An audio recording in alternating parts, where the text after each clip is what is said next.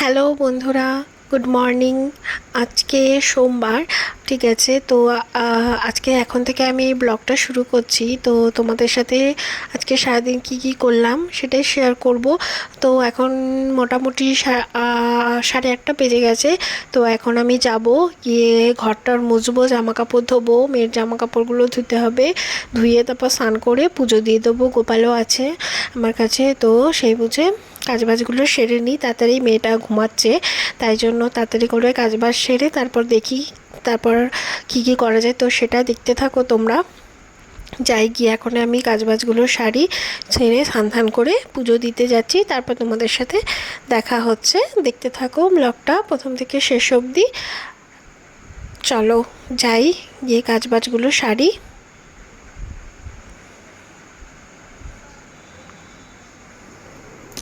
তো দেখতে পাচ্ছ এখানে আমার পুজো দিতে এসেছি, স্নান করা হয়ে গেছে। এই দেখো আমাদের বাড়ির লোকনাথ ঠাকুর, এখানে আমার শিব ঠাকুর আছে, লক্ষ্মী ঠাকুর, আর এই আমার গোপুসোনা ঘুমাচ্ছে। তো গোপুসোনাকে এখন আমি ঘুম থেকে তুলে নেব, তুলে স্নান করিয়ে পুজোটা দিয়ে নিই।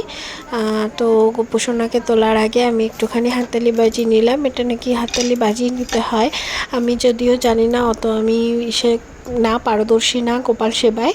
তো আমি নিজের মতন করে যেটুকু পারি সেটুকুই আমি করি গোপুসোনার সাথে। তো গোপুসোনাকে আমি একটুখানি আদর করে দিচ্ছি। ঘুম থেকে উঠে যেরকম আমি আমার মেয়েকে আদর করি, সেরকম গোপুসোনাকেও আমি আদর করে নিচ্ছি, কারণ গোপুসোনাকে তো সন্তানের মতনই দেখতে হয়।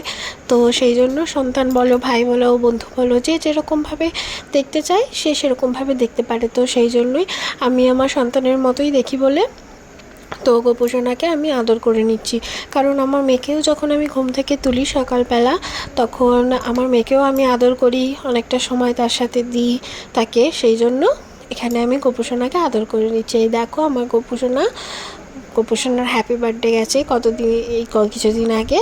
তো এখন গোপুসোনা ভালোই আছে আমার কাছে। একটুখানি হাত পাটাও টিপে দিলাম, টিপে এখনই যাই গোপুসোনাকে স্নান করি, পুজোটা দিয়ে নিই। এই দেখো এখানে আমার মেয়ে ঘুম থেকে উঠে পড়েছে, ঘুম থেকে উঠে এখানে দাঁত মাজতে এসেছে, দাঁত মাজছে।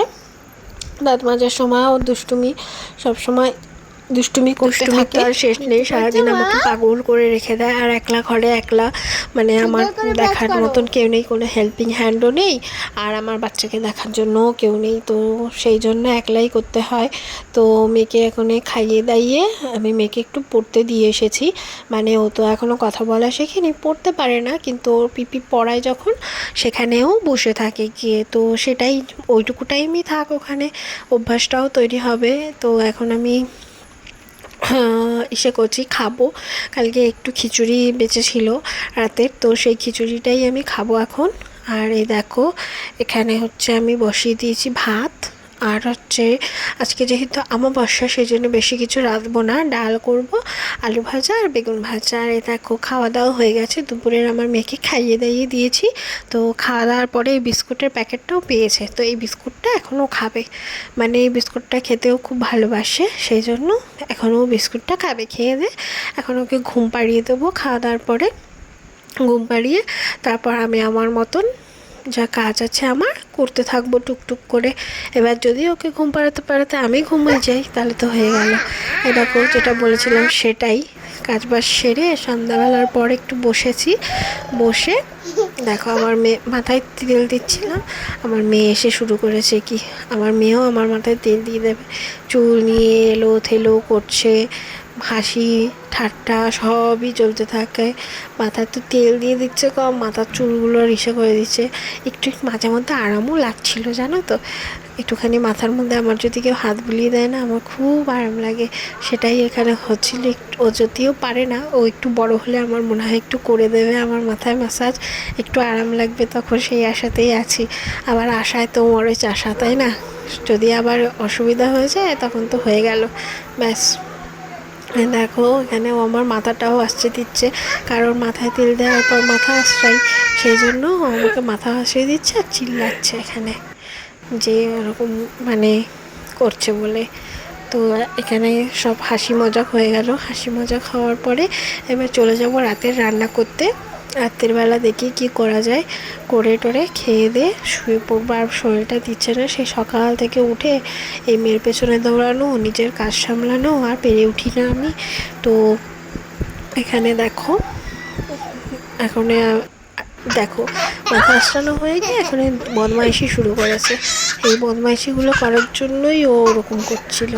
এখন বদমাইশি করবে, কানের মধ্যে আঙুল ঢুকিয়ে দিচ্ছে, তারপর নাকের মধ্যে আঙুল ঢুকিয়ে দিচ্ছে, এই সমস্ত করছে। আমি চিল্লাচ্ছি, যত চিল্লাচ্ছি ও তত হাসছে। এই সমস্ত বদমাইশিগুলো করতে থাকে। আর অমাবস্যা বলে আজকে ওকে ঘরের থেকে বার করিনি, সেই জন্য আমার উপর উঠে এই সমস্ত তাণ্ডব শুরু করছে। বাড়িতে ওর বাবা নেই, ঠাম্মিও নেই, যে তাদের উপর ছেড়ে দিয়ে আমি একটু শান্তি পাবো, সেই ব্যবস্থাও নেই। সেই জন্য ও দেখো এই সমস্ত, দেখো দেখো কি করে, নাকের মধ্যে আঙুল ঢুকিয়ে দিচ্ছে। আমি বারণ করছি, করিস না মাম্মা। দেখো আবার তারপরে আমি জামা কাপড় ভাঁজ করছিলাম, আর ও এখানে বসে বসে ওই বল নিয়ে খেলছে।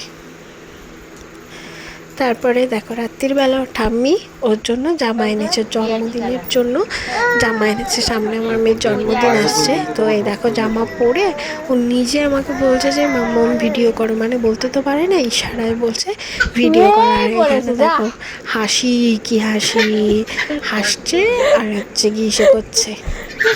তারপরে এই জামাটা খুললাম, এই জামাটা খুলে অন্য একটা জামা পরাবো। সেই মানে আমাকে তখন বলছে যে ভিডিও করো, আমি ঘুরে ঘুরে জামাতে যেরকম পোজ দেয় না, সেরকম পোজ দেবো। দেখো ওরকম করছে। তো আজকের মতন ব্লগটা এখানেই শেষ করলাম। এরপরে তো খেয়ে দিয়ে শুয়ে পড়েছিলাম। ঠিক আছে, তো আবার দেখা হচ্ছে নেক্সট ব্লগে। টাটা।